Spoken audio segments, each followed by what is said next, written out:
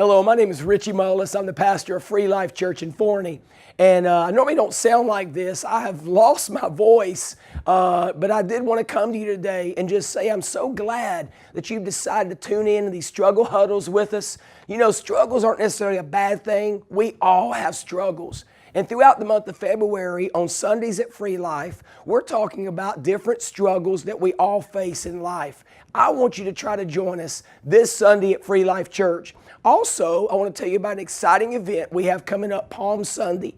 We're doing a party in 3D, 4 60-minute productions, multimedia. I'll be preaching. It'll all be 3D. It's going to be a great time, followed by a 10,000 egg Easter egg helicopter drop. That's right, 10,000 eggs.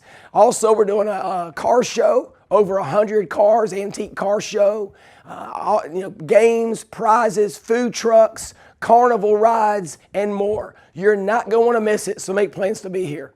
Well, enjoy this upcoming video clip by Pastor Craig Rochelle, Life Church up in Oklahoma. You'll be encouraged by it. And if I haven't had an opportunity to meet you, I look forward to doing so very soon. God bless you.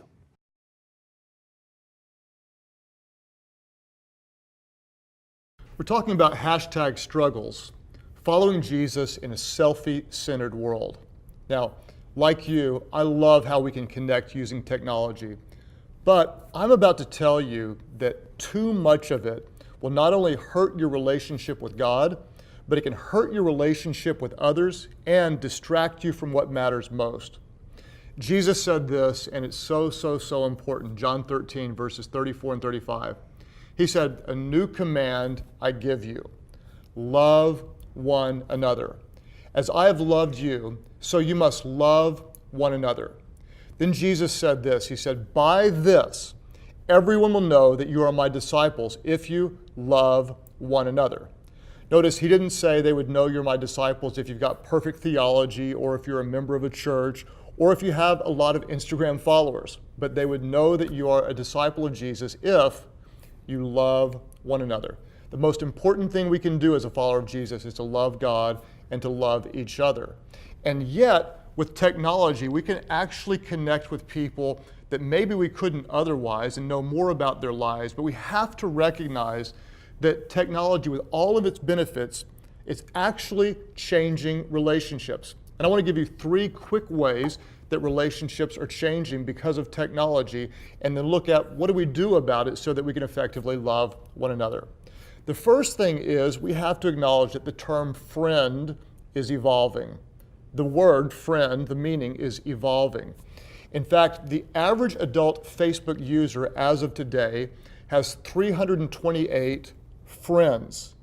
Yet, what's really interesting to me is the average American only has what they would describe as 2 close friends.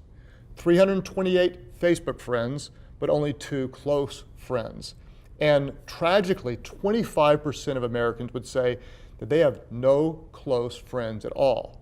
So what do we have? Well, honestly, we've got lots and lots of online activity, but we're now having a little bit more limited personal intimacy. More online activity, but more limited personal intimacy. The term friend is evolving. The second thing is we're actually becoming addicted to immediate affirmation. In other words, if I upload a picture, post a picture, I want to go back immediately and see who liked it, how many people liked it. And what happens is this instant gratification that really stimulates the brain's reward center, releasing a chemical called dopamine. And literally, our brains can't get enough. We post something, we want feedback, we want affirmation, we want a retweet, we want someone to like it, we want a comment. And what experts are saying is now that people actually feel a little bit lonely, so they post something, they get immediate affirmation, but the reality is they're actually deferring loneliness. They want someone to bring meaning to their lives, but all they get is a like, and so it's not really meeting the need, but we're deferring it to a later time. We're deferring loneliness because the online interaction isn't meeting the deep need that we have. We're becoming addicted to immediate affirmation. The third thing is that we have the power to do friendship on our own terms. We can do friendship on our own terms. For example, if you text me, I have the power to respond or not. I can hold it for a day just to send you a message that is not that important, or I don't want to hear from you all the time. As I'm scrolling through Instagram, I have the power to double tap and like your pic, or to scroll right on by because your picture was not like worthy. I can comment, I can follow you, or I can unfollow you. And all of a sudden, we've got a lot of people today saying, I've got all this online interaction, but the more I use social media, the more a lot of people are saying I actually crave more personal interaction. Some people would go as far as to say, I'm more connected than ever before, and yet I feel more alone than ever before. What do we do? What do we do when we recognize that we're very, very connected and yet there's something missing? Well, I want to talk to you just for a few minutes about practicing the power of presence, about being engaged and being present with other people. In fact, I like what Hebrews 10:25 says. It says, and let us not neglect our meeting together. Notice it doesn't say, let us not neglect liking pics or commenting, but let us not neglect meeting together as some people do, but let us encourage one another. Let us not neglect meeting together. There's something powerful that happens when we come together with other people. In fact, think about the power of presence. Who is Jesus? Well, one of his names is Emmanuel. What does that mean? God with us. I love that. Who is Jesus? He is God with us. There's something powerful about presence. Jesus is God with us. Think about God. He didn't shout his love from heaven. What did he do? He showed his love on earth. He was with us. There is power in presence. In fact, Paul said in Romans 12, he said, don't just pretend to love others. I could say it today, don't just like a post, but show some love. He said, really love them. He said, love each other with genuine affection and take delight in honoring each other.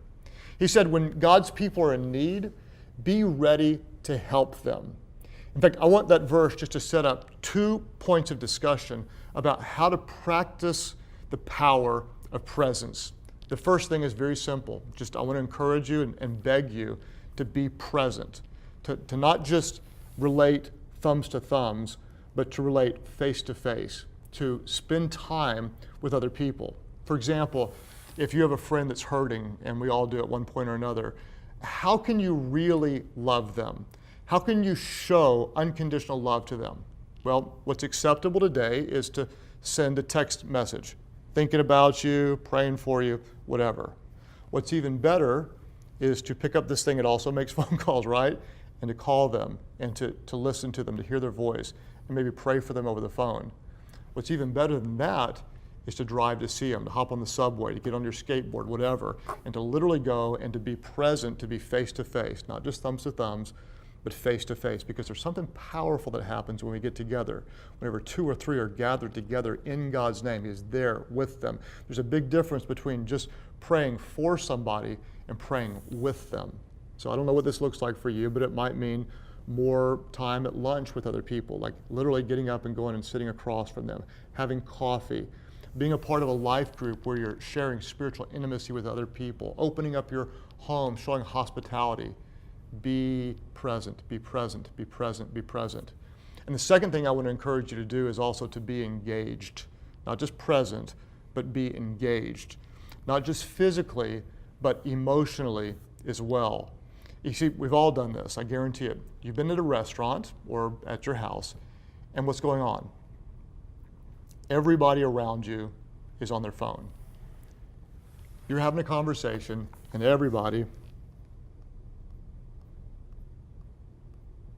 is simply doing this. It's crazy. Be engaged.